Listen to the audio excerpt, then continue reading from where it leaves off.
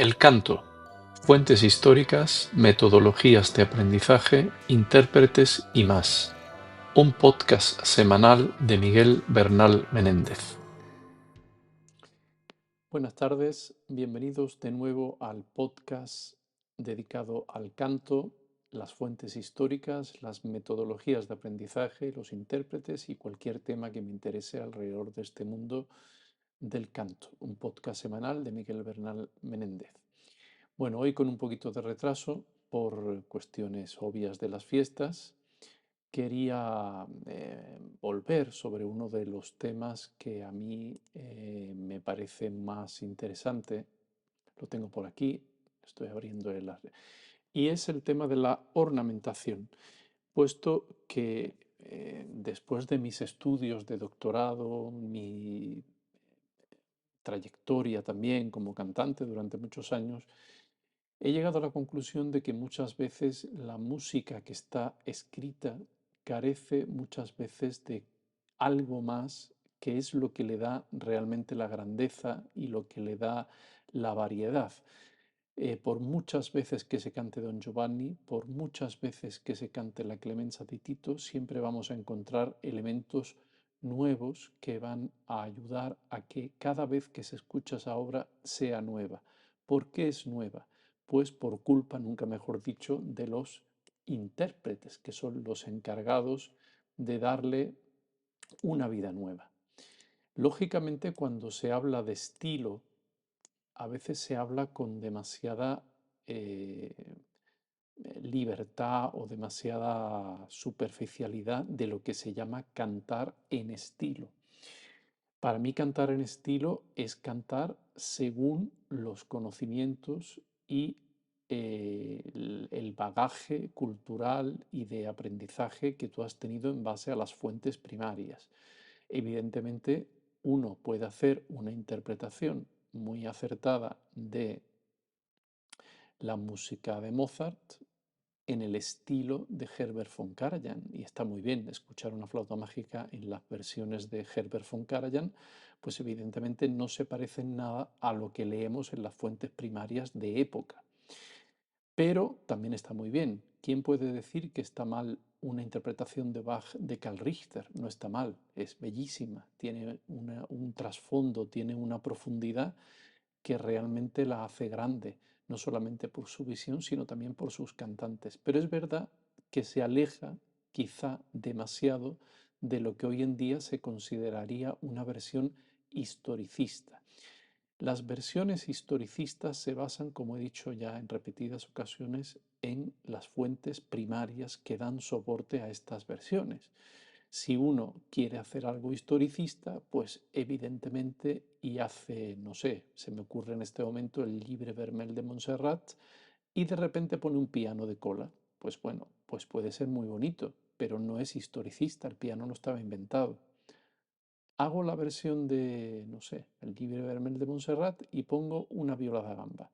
Pues evidentemente la viola daría un color muy especial, una profundidad muy especial, pero no sería historicista. ¿Quiere decir que sea feo? No, pero no es historicista. Entonces, atendiendo a este criterio, hoy traigo al podcast una tesis doctoral de una profesora que se llama Catherine M. Carlton, que en el año 2001 presentó, ya hace bastante, presentó su tesis doctoral en la Universidad de Oklahoma.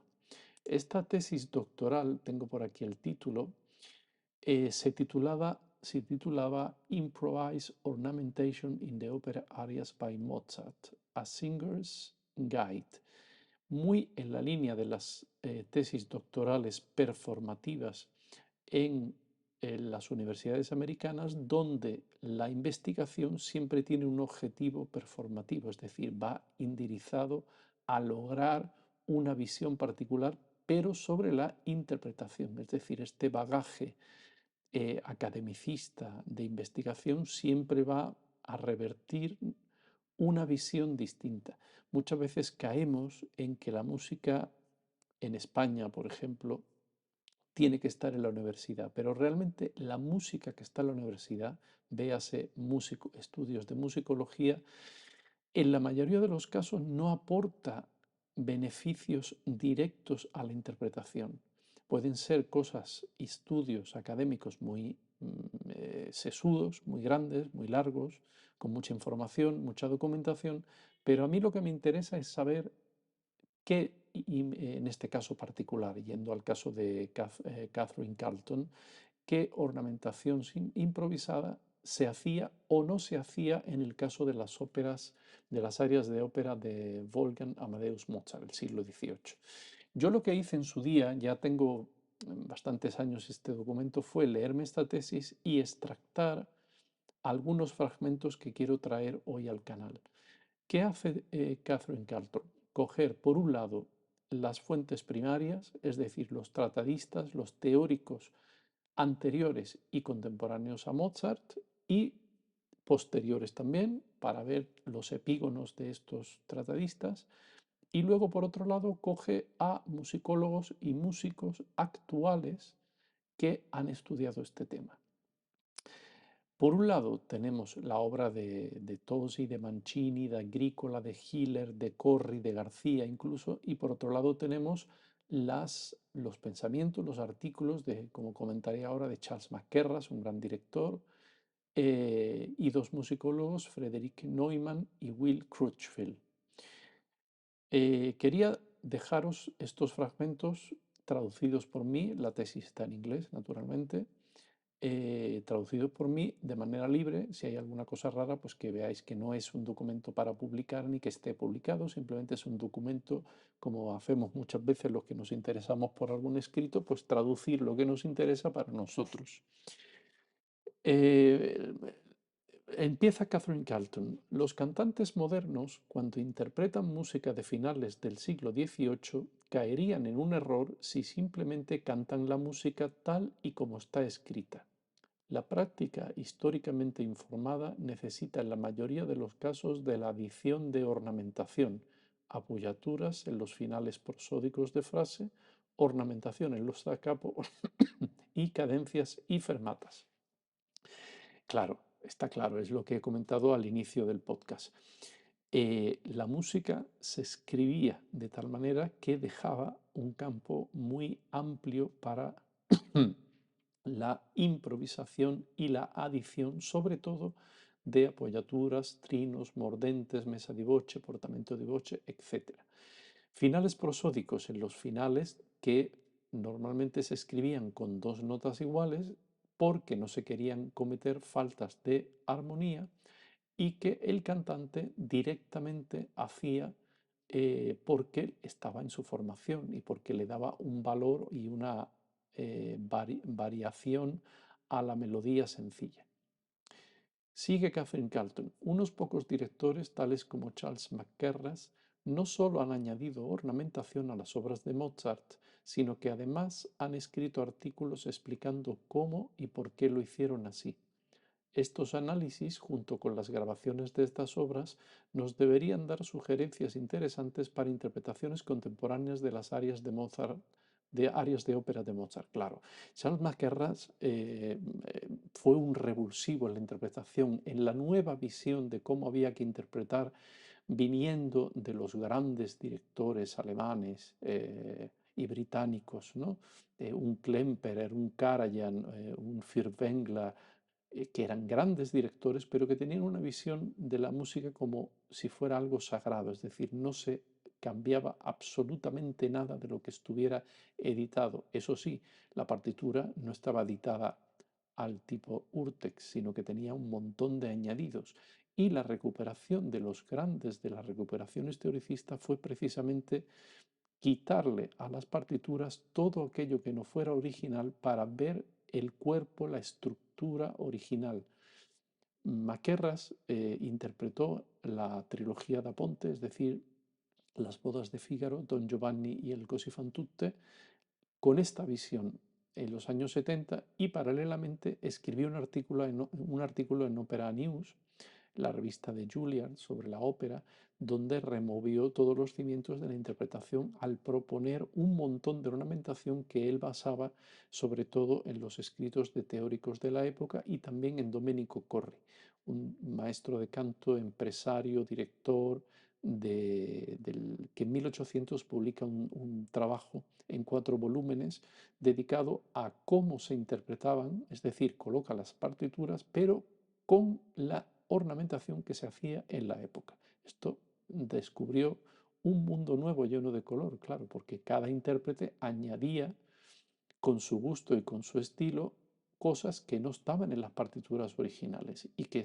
evidentemente eran apoyados por los compositores, puesto que la colaboración entre intérprete y compositor era total. Sigue Catherine Carlton. Los cantantes estaban acostumbrados a cantar ciertos giros melódicos y que no estaban necesariamente escritos. Lo más destacado era la frecuente aparición de dos notas iguales al final de una frase, la primera de las cuales llevaba la sílaba acentuada, lo que llamamos prosódico o final femenino. Los cantantes estaban entrenados para añadir automáticamente una apoyatura en la primera de las notas repetidas para hacer el final de frase con más gracia. De esta manera, el compositor quedaba libre de escribir una disonancia que podría confundir la visión de la armonía escrita. Claro, los finales de frase siempre acababan con un acorde y ese acorde, la apoyatura, era una nota extraña al acorde. Es decir, si yo en la orquesta tengo un acorde de Do mayor en estado fundamental y coloco un Fa Mi, ese Fa es el cuarto grado que va al tercero, es una disonancia. Ejemplo práctico. En las bodas de Fígaro, recitativo de Fígaro. Bravo, signor patrone, está escrito por Mozart. ¿Qué se hacía? Bravo, signor patrone. Es decir, sustituyo en la sílaba dro, padrone, la sílaba acentuada, sustituyo una nota por la superior, de tal manera que queda mucho más melódico y ese es el llamado final femenino. Sigue Catherine Carlton. Las variaciones y las cadencias eran igualmente escritas muy infrecuentemente, ya que los cantantes estaban acostumbrados a escribirlas ellos mismos. En realidad, los cantantes eran juzgados, entre otras cosas, por su habilidad y su originalidad en la improvisación, tanto como eran juzgados por sus voces y su musicalidad. Hacia final de siglo, los compositores fueron escribiendo su música como querían que se interpretara, pero aún en 1851 los cantantes seguían añadiendo apoyaturas en ciertos finales de frase, como evidencia las instrucciones específicas de Verdi de cantar sin apoyatura, entrecomillado, en ciertas frases de su ópera Rigoletto. Claro, evidentemente. Lo que se anotaba era la excepción, no la regla. Cuando Verdi pone sin apoyatura, quiere decir que normalmente en ese tipo de frase se haría apoyatura. Era algo que venía ya de... en las cadencias pues pasaba un poco igual. No se escribía y el cantante tomaba material temático del aria, de las dos partes, de la A o de la B, según la parte que estuviera, es decir, si la cadencia venía en la parte final de la parte A o final de la parte B o la A', para poder ornamentar. Sigue Catherine Carlton. Ampliamente conocidos y leídos en los países de habla alemana, los tratados de Johann Friedrich Agricola de 1757 y Johann Adam Hiller de 1780 son esencialmente traducciones comentadas del Tratado de Canto de Pierfrancesco Tosi, que se titula Opinioni de Cantori Antichi Moderni, ossia Observaciones sobre el canto figurato del año 1723. Claro, estos autores cogieron lo mejor o querían coger lo mejor de la escuela alemana de canto y transponerlo al mundo germánico. Especialmente Hiller en 1774 y 1780 tiene estos tratados que son contemporáneos de Mozart y por eso son los que tomamos o toma los autores, los musicólogos y los músicos como referencia. La obra de Agrícola titulada Anleitung zur Singkunst o Introducción al arte del canto refleja su entrenamiento en la tradición del norte de Alemania heredada de su maestro Johann Sebastian Bach y los años pasados en la corte de Federico el Grande. El tratado de Hiller, que es este que he comentado, publicado 23 años más tarde, es más directamente contemporáneo de Mozart y el estilo del sur de Alemania y también Austria. En estos tratados se citan 4 razones para la adición de apoyaturas, o sea, en 4 casos donde la adición de apoyaturas está recomendada. Primero, para darle a la melodía mayor conexión, en el caso, por ejemplo, de saltos de tercera. Segundo, para llenar los aparentes huecos en la línea melódica. Tercero, para enriquecer la armonía y hacerla más rica con la adición de esas disonancias. Y cuarto, para añadir viveza y brillantez a la melodía. Algunos ornamentos eran considerados esenciales, como las apoyaturas, mientras que otras ornamentaciones añadidas no lo eran tanto para la línea melódica, sino que eran arbitrarias y según el gusto del momento. Tened en cuenta que el cantante llevaba lo que eran arie di baule y junto con estas arie di baule, o sea, arias de baúl que llevaba de una ópera a otra, también tenía sus propias cadencias que metía e improvisaba cada noche de manera distinta. Y era, digamos, lo que le daba el valor real a estos cantantes. Si todo hiciera lo mismo, no tenía mayor interés que una ópera se mantuviera en cartel. Sigue Catherine Carlton. La aparente falta de cantantes convenientemente educados fue la razón de anotar todos los ornamentos para paliar esta falta de formación y fue más normal según avanzó el siglo. Claro, aparente falta de formación fue un cambio de paradigma de los conservatorios donde la formación de los cantantes era muy amplia, donde se estudiaba la tecla, la cuerda y el canto evidentemente, y junto con la composición les daba a los cantantes un conocimiento profundo de la música y de hecho la colaboración con los compositores era total. Ahora Catherine Carlton se mete un poquito de lleno en Johann Adam Hiller, el Tratado de Hiller, diciendo, Johann Adam Hiller escribió 2 tratados de canto, el primero titulado Anweisung zum musikalisch richtigen Gesange o Guía para el canto correcto, publicado en el año 1774, es principalmente un manual de instrucción de producción vocal y técnica para principiantes. Un manual de instrucción en el segundo titulado, la segunda versión, Anweisung zum musikalisch zierlichen Gesange o Guía para el canto artístico, publicado en 1780, enumera temas más avanzados y dedica un capítulo a la adición de ornamentación. Hiller utiliza mucho material previo de los tratados de Tos y Agrícola, pero añade sus propios comentarios y ejemplos musicales. El primer ornamento sugerido, esto estoy traduciendo de la tesis de Catherine Carlton, es más rítmico que melódico y significa añadir un puntillo a una nota con sílaba tónica. Claro, es decir, a veces el compositor ponía notas de igual valor, pero eso no quería decir que esas notas de igual valor tuvieran que interpretarse siempre con ese mismo valor. Es decir, Hiller, por ejemplo, este ejemplo.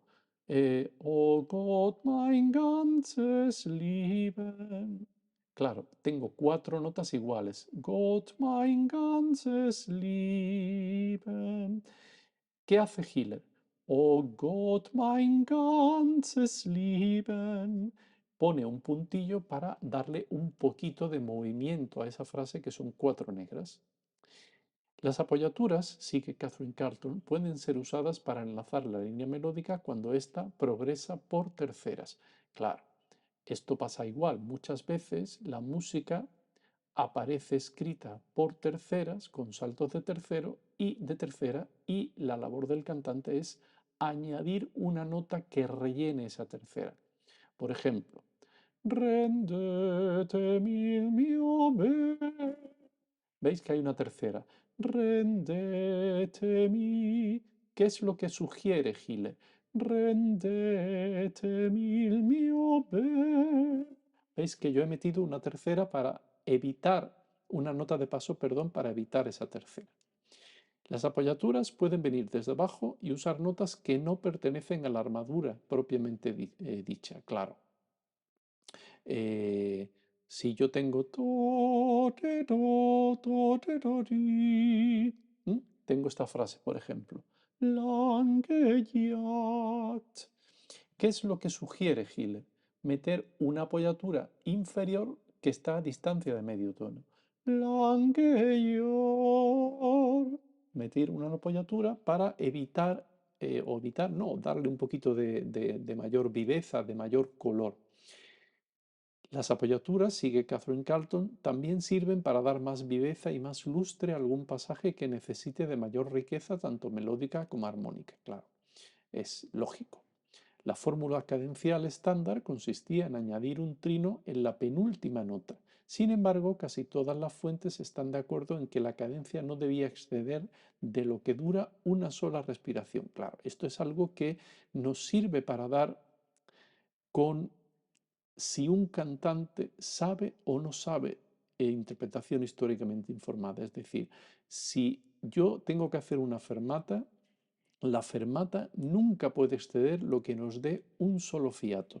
No se puede respirar en medio de una fermata. ¿Qué es lo que aconsejaba tanto Hiller como Leonardo Leo, por ejemplo, gran maestro napolitano, que se adecuara la fermata a las capacidades vocales de cada alumno o de cada cantante, lógico? Y Hiller, para las cadencias, aconseja tomar material propio del área precedente. Claro, el material temático se toma siempre, no puede ser algo que sea extemporáneo, sino que sea un material temático de la mismo área que he cantado y que ya se ha escuchado. También añade que el mover el tempo, lo que conocemos por rubato, es otra manera de variar el aria. También menciona como elementos de variación el inventar passaggi, staccato suelto, ligaduras y estirar y portar la voz, o sea, lo que se supone portamento di voce. En las áreas da capo, el cantante podrá añadir ornamentación esencial, apoyaturas simples en la primera parte del aria, siempre que se reconozca la obra del autor y no se confunda con ornamentación añadida. En ningún momento el tempo podrá cambiar para la edición de passaggi. Por ejemplo, un pasaje. Yo tengo una frase, pa, pa, pa, pa, pa. Un pasaje podría ser pa, pa, pira, para, pira, para, pa. Puedo meter notas más pequeñas, pero nunca deberé cambiar el pulso en el que yo vengo. Catherine Carlton pasa luego a Mancini diciendo de él, Giambattista Mancini, 1716-1800. Bueno, equivoca la fecha de nacimiento. Mancini nació en 1714. Escribió un famoso tratado de canto que fue publicado por primera vez en 1774 en Viena, como recordar la primera versión de Johann Adam Hiller en Berlín. Está de acuerdo con Tosi en la mayor parte de sus ideas sobre ornamentación, pero considera que el texto tiene que tomar carta de naturaleza antes de añadir adornos.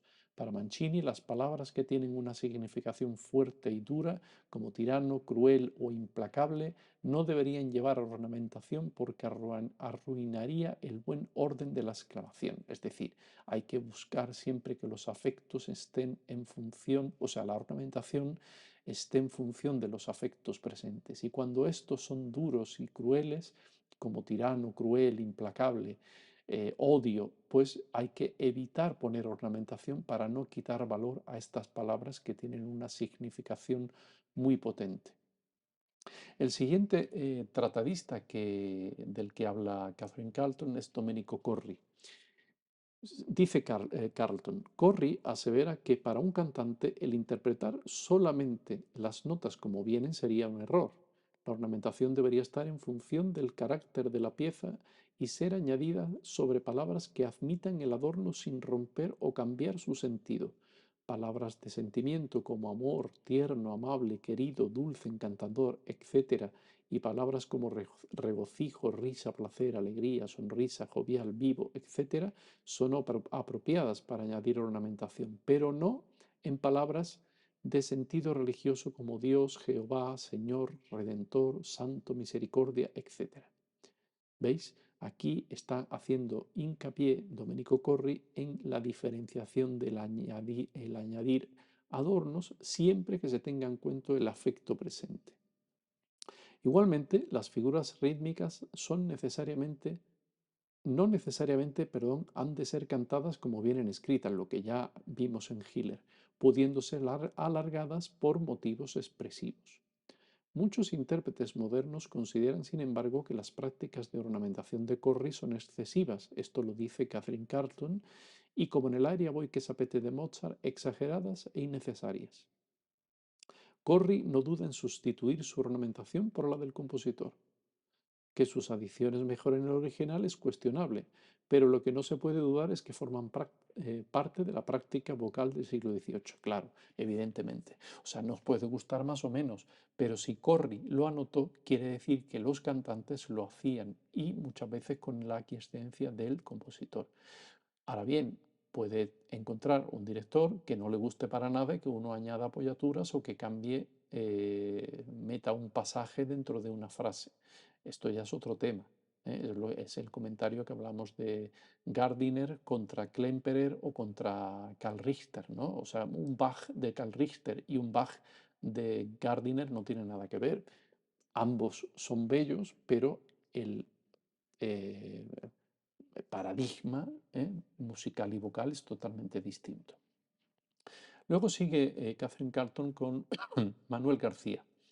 García nos indica que hacia el final del siglo XIX todavía se esperaba de los cantantes que añadieran apoyaturas. Pues claro, todo el bel canto está lleno de ornamentación y muchas de esas ornamentaciones de los Bellini, de los Donizetti, de los Rossini no eran del compositor, sino eran de grandes intérpretes que tomaron tal carta de naturaleza que se han convertido en una tradición que ya nadie se atreve a cambiar. Pero esto es porque venía de un intérprete, no de un compositor. En cuanto a Mozart, Catherine Carlton dice, nos parece bastante claro que Mozart no consideraba sus partituras como sagradas y estaba de acuerdo a que sus cantantes añadieran ornamentación si ellos pensaban que añadía algo al sentido de la música. Pocas áreas de Mozart tienen ornamentación escrita de su puño y letra, lo que por otra parte nos da muchas pistas de lo que Mozart consideraba adornos adecuados para su música. Por ejemplo, Catherine Carlton pone un ejemplo del aria Non so donde vieni, donde pone un ejemplo de cómo se podía ornamentar. En este caso, el mismo Mozart hace la ornamentación, toma nota de la ornamentación. O sea, el original dice algo así como Non so donde vieni. En cambio, el mismo Mozart en otro apartado pone esta ornamentación. Non so dónde vieni. Es decir, mete una nota corta con un puntillo y luego coloca un tresillo. Pues esto forma parte de eh, eh, eh, la tradición vocal de la época. Sigue Catherine Carlton. Además de sus propias obras, Mozart cogió otras de otros compositores y añadió cadencias y ornamentación. Mozart compuso cadencias para muchas obras suyas, dejando otras a juicio del intérprete. Las que escribió siguen las líneas maestras dejadas por Hiller y tienden a ser bastante cortas, lo suficientes para que se puedan hacer en un solo fiato, usando motivos temáticos del propio aria y nunca siendo más elaboradas que lo que fue en general el estilo del aria precedente. Un sublime ejemplo de cadencia para varias voces los encontramos en el Et incarnatus est de la Misa en Do menor de Mozart. Claro, Mozart era lo suficientemente conocedor del estilo vocal, puesto que él mismo había estudiado canto con un castrato para no hacer nada que no se pudiera hacer y contaba con las competencias suficientes para escribir siempre de una manera eh, eh, vocal y manteniendo el afecto. Evidentemente, dice Catherine Carlton, no esperaba que ningún cantante cantara solo la música como venía escrita. En cuanto a las interpretaciones contemporáneas, dice Carlton, hoy en día existen dos escuelas o formas de ver la ornamentación en las óperas de Mozart, Frederick Neumann con una visión más conservadora y una mucho más liberal de la mano de Will Crutchfield. En cuanto a Frederick Neumann, en las obras que ha revisado Neumann, dice Catherine Carlton, sus consejos es que se tenga cuidado con la ornamentación y en general pensar que mientras más tardía sea una obra de Mozart, menor necesidad de añadir ornamentación. Neumann sostiene que la falta de ornamentación en las obras tempranas de Mozart tiene que ver más con su inseguridad como compositor respecto de la posición más elevada del cantante. Cuando Mozart maduró, su confianza como compositor lo hizo igualmente y de esta manera escribió los ornamentos que quería y donde los quería, más que estos fueran dictados por los juicios de los cantantes. Bueno, aquí Neumann se columpia un poco. Yo no creo que Mozart tuviera inseguridad en sus primeras obras. El problema es que en sus primeras obras el estilo lo adaptaba más de la ópera seria y en las últimas obras su estilo ya vino dado por una individualidad y una afirmación de su personalidad, pero no porque fuera inseguro, sino porque cambió su manera de ver el estilo y la ópera también había cambiado. Neumann advierte que cuando vemos una partitura que parece un simple esqueleto o esquema, nos está pidiendo ornamentación, claro. O sea, no nos dejemos confundir porque una partitura parezca fácil. En Mozart nada es lo que parece. Y mientras más espacio haya para ornamentar, más fácil nos va a venir. En las fermatas, dice Neumann, sin embargo, está más de acuerdo en que el cantante tenía mayor libertad. Esto es evidente, claro. Donde no hay orquesta, el cantante tenía que improvisar. Will Crutchfield tiene un acercamiento bastante diferente a la adición de ornamentación en Mozart. Es autor de muchos libros y artículos, los más pertinentes para el tema que tratamos, titulados The Prosodic Appoggiatura in the Music of Mozart and His Contemporaries, y el capítulo dedicado en el libro Voices, en la sección dedicada al clasicismo, en el libro de la Performance Practice. Bueno, pues esto es un poco el recorrido de esta tesis doctoral de Catherine Carlton, que me ha interesado mucho y espero que os interese también a vosotros y esta información nos sirva para ver la música de Mozart y en general de todo el periodo de una manera diferente, sobre todo más abierta y que busquemos en las fuentes primarias no como un conocimiento genérico o vacío, sino como una herramienta para mejorar nuestras interpretaciones. Un saludo y hasta el próximo capítulo.